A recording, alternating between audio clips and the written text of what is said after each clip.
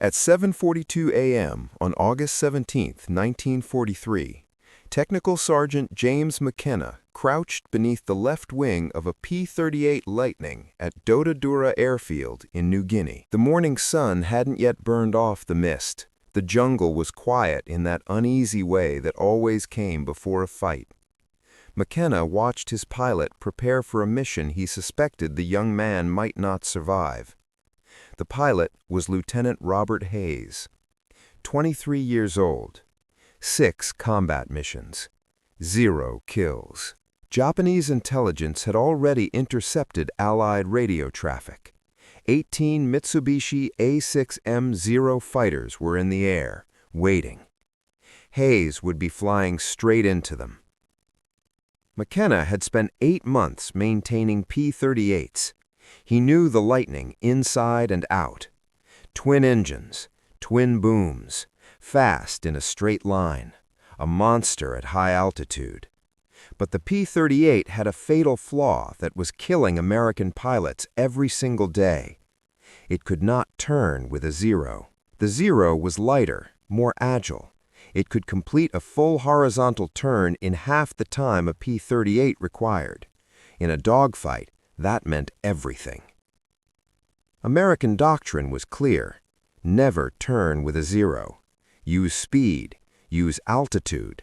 Dive in, shoot, climb out. Hit and run. Never dogfight. Hayes had followed the rulebook on 5 missions. The Japanese pilots were smarter than the manuals predicted. They baited American pilots into turns, slipped inside their turning radius, and shot them down. In just 6 weeks, the 5th Air Force had lost 37 P-38s. Most of the pilots never made it home. McKenna had watched too many kids climb into airplanes with confidence and come back in boxes. The training manuals blamed pilot error. The instructors said these men weren't following doctrine. But McKenna knew the truth. The problem wasn't the pilots, it was the control cables.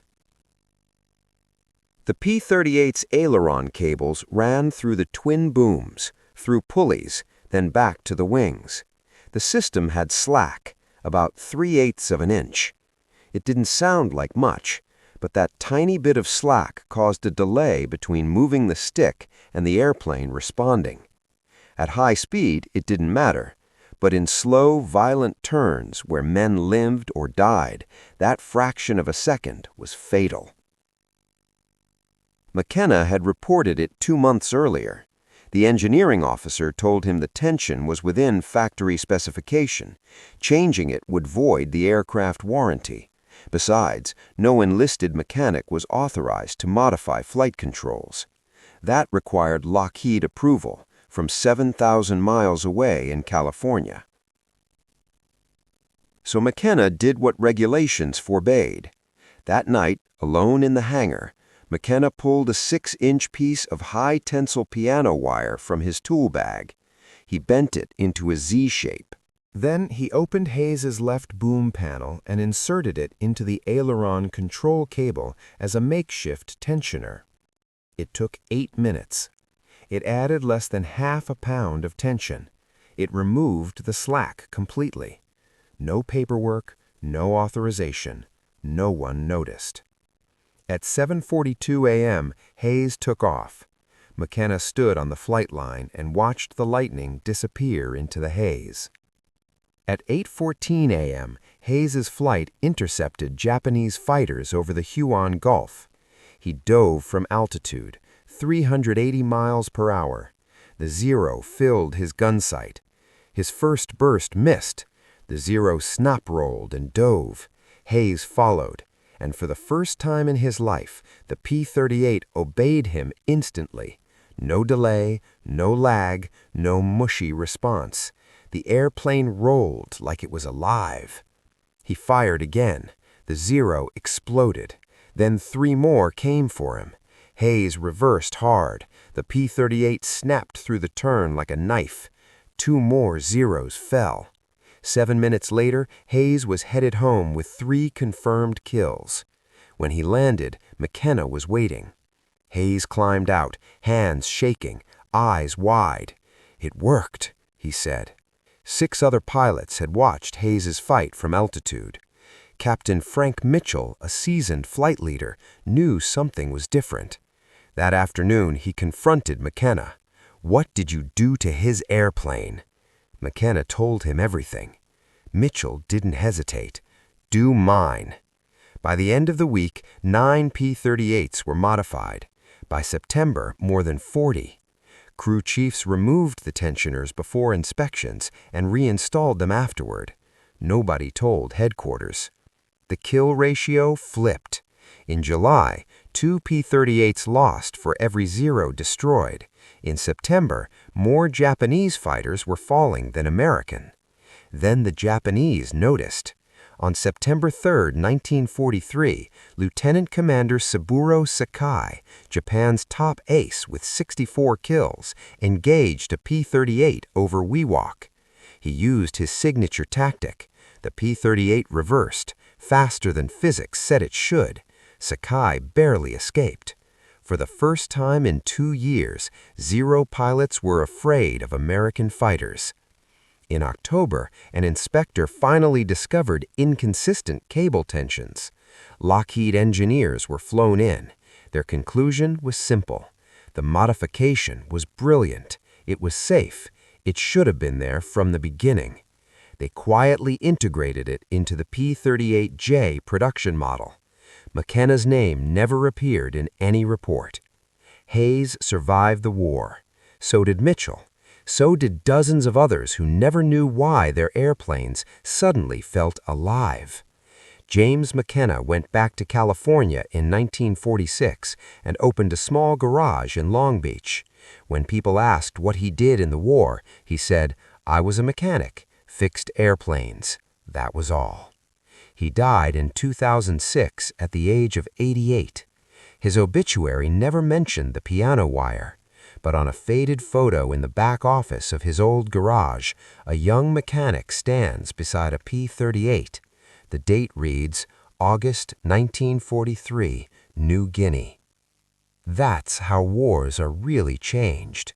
Not by generals, not by committees, but by quiet men who refuse to watch kids die when they know how to stop it. By late September 1943, the Japanese Zero had lost its crown. For nearly 2 years, Zero pilots had dominated turning fights. They knew every weakness of the American aircraft. They could feel it in their hands, the delay, the hesitation, the heavy roll of the P-38. And now that weakness was gone. The change was so subtle that Allied command didn't even notice it at first.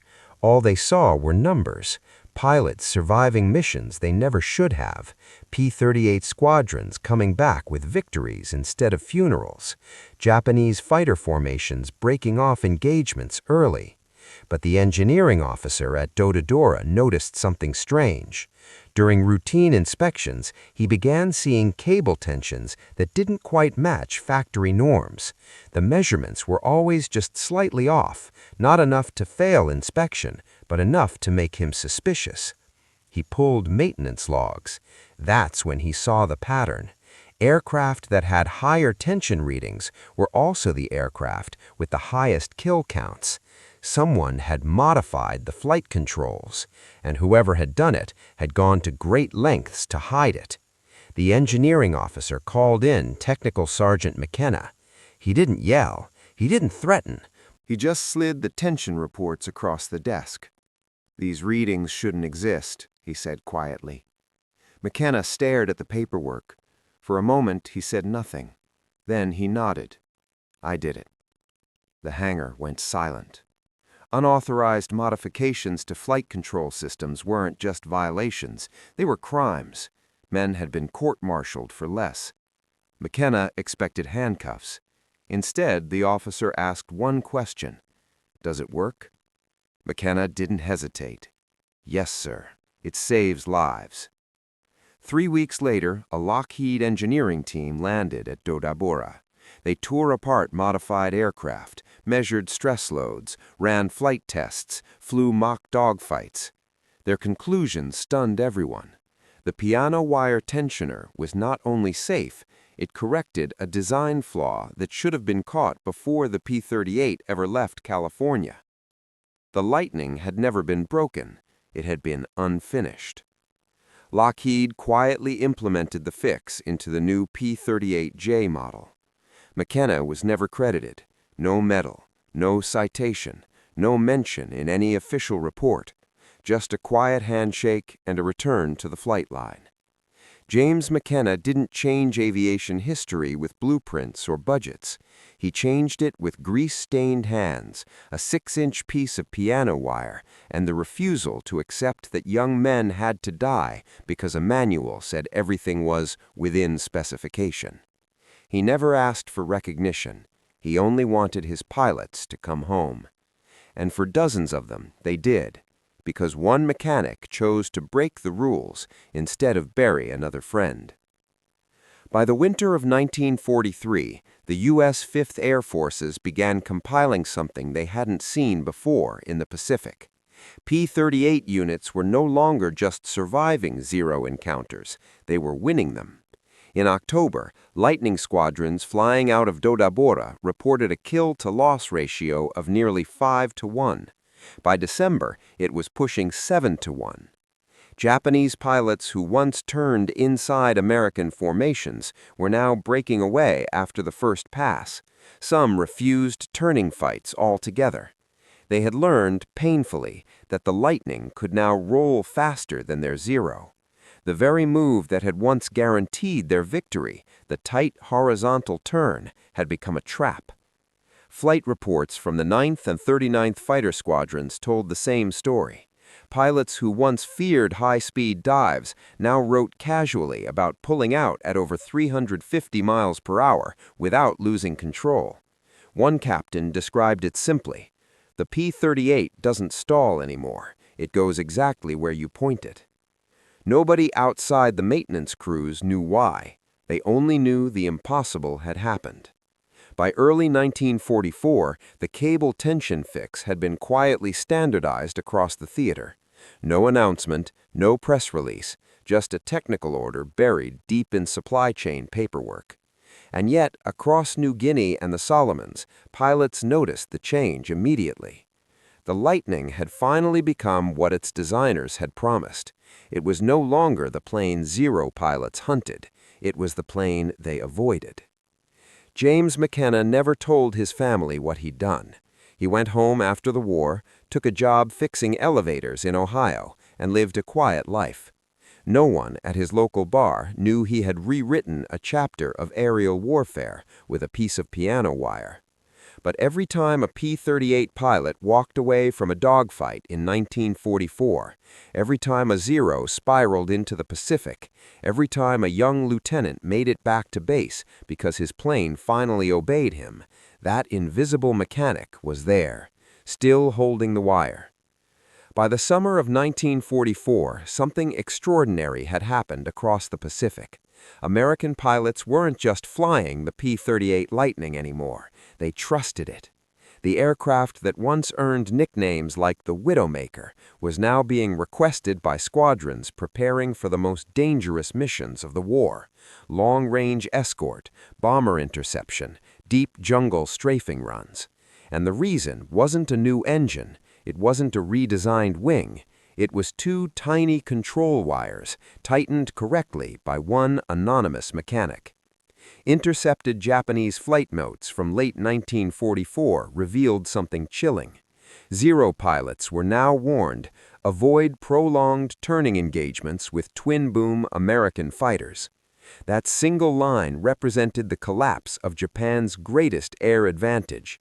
For 2 years, the Zero ruled the Pacific because it could outturn everything in the sky. Now it couldn't. The U.S. Army Air Forces never held a ceremony. There was no medal pinned to a grease-stained uniform, no headline read, "Mechanic saves P-38." The fix was absorbed into technical manuals, reduced to a single paragraph about elevator control tension limits. And yet, historians estimate that after the wiring correction, P-38 accident losses dropped by more than 40% in the Pacific. Hundreds of pilots lived because one man refused to believe the lightning was broken. Today, restored P-38s sit in museums across America. People admire the twin booms, the turbo superchargers, the massive cannons in the nose. Almost no one ever asks about the wires behind the control yoke. But hidden in every lightning that ever flew after 1943 is a silent memorial, not to a general or an ace or a famous designer, but to a mechanic who was told he was wrong. A man who changed 2 wires and gave the P-38 its soul back.